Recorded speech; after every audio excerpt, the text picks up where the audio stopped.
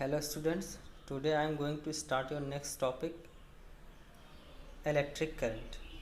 Okay, what is electric current? I am going to introduce you about electric current.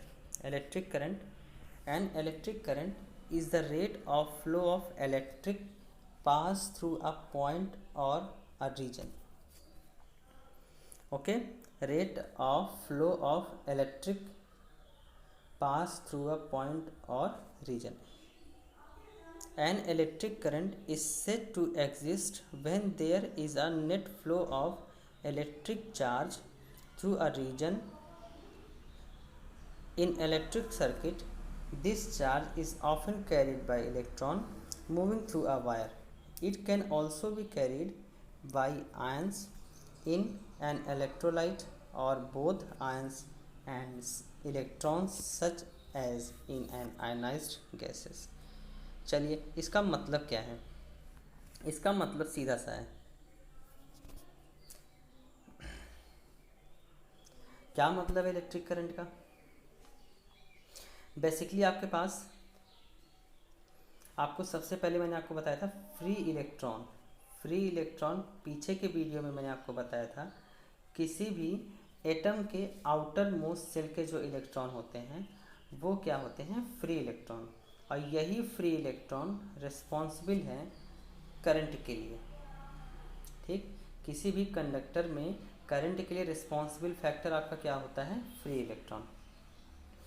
कैसे ये free electron work करते हैं? Basically होता क्या है, आपके पास एक कंडक्टर है। कंडक्टर क्या होता है? कंडक्टर का मतलब ऐसा मटेरियल जिसमें आप इलेक्ट्रिसिटी ईजिली फ्लो करा सकते हैं। ठीक, अच्छा, ये कंडक्टर किसी मेटल का बना हुआ है। कोई मेटेलिक कंडक्टर है,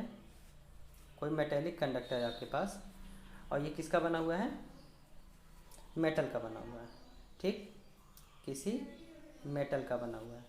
मेटल बेसिकली इलेक्ट्रिसिटी के अच्छे कंडक्टर माने जाते हैं। क्यों ऐसा होता है?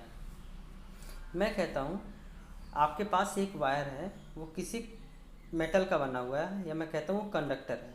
ठीक, उसमें आपके पास कई सारे एटम होंगे।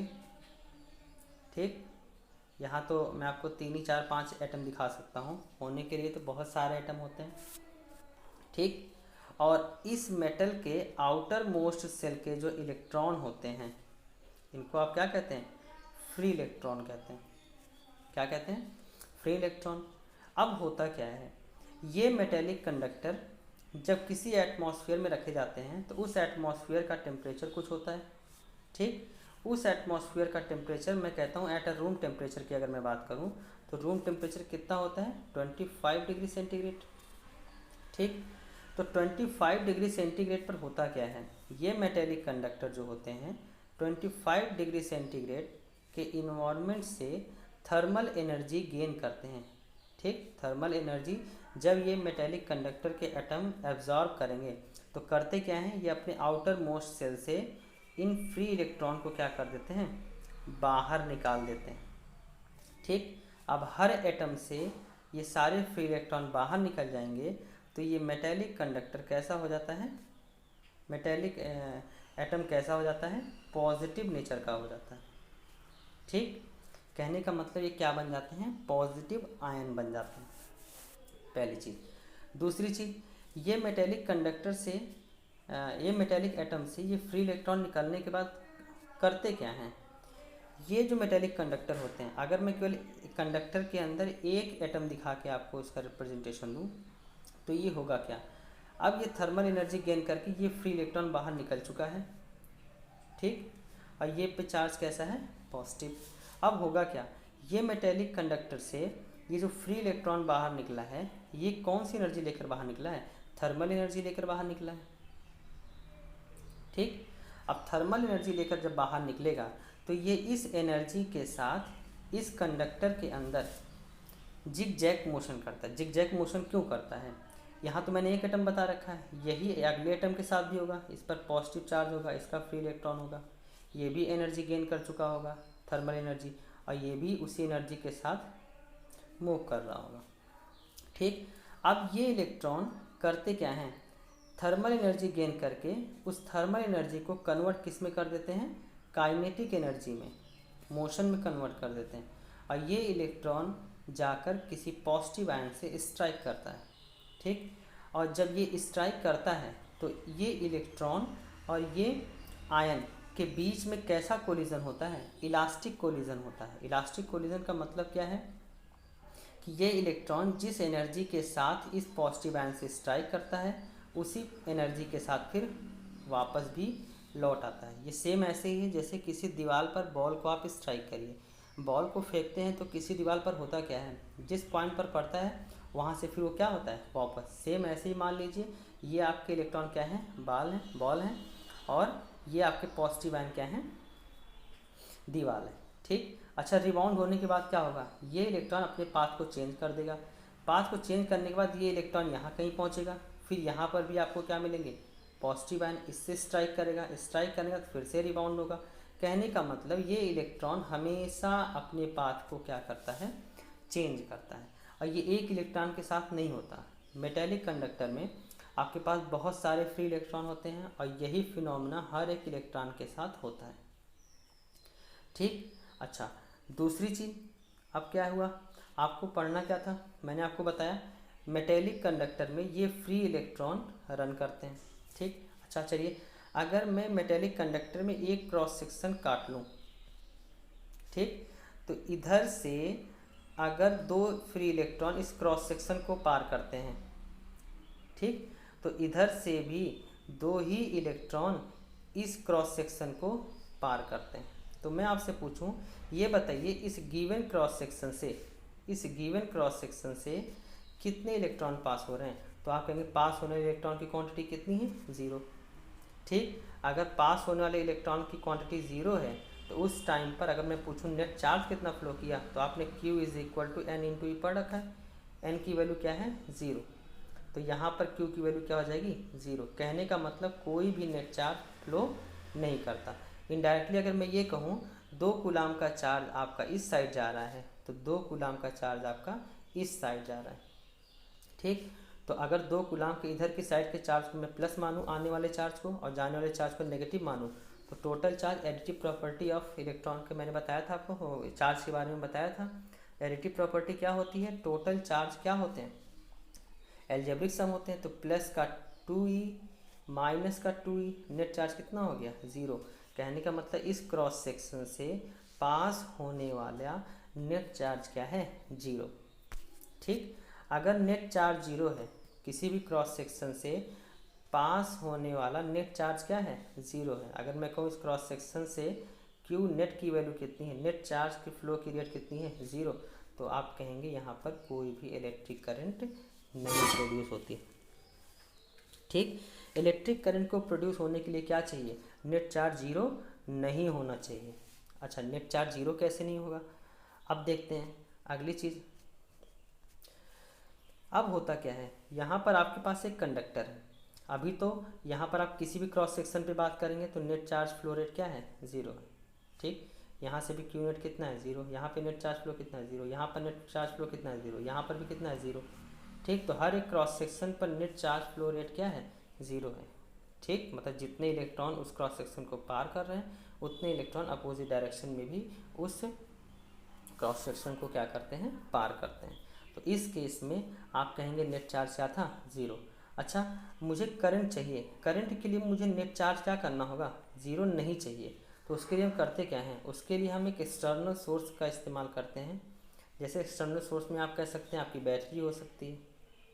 चलिए, अब मैं करता क्या हूँ, इस कंडक्टर को बैटरी से जोड़ देता हूँ, ठीक। इस कंडक्टर को मैं किससे जोड़ देता हूँ, बैटरी से, ठीक।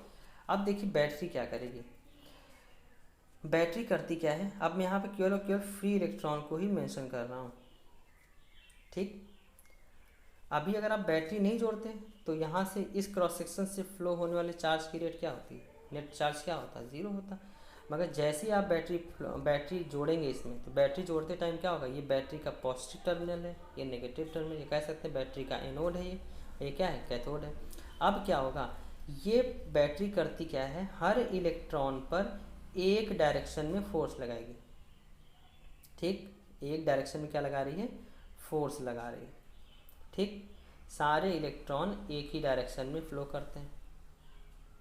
ठीक, अब आप बताइए कि पहले अगर मैं कहूँ यहाँ पर जो इलेक्ट्रॉन है, या मैं कहूँ अब बताइए इस क्रॉस सेक्शन से क्या अब कोई इलेक्ट्रॉन इस तरफ जाएगा?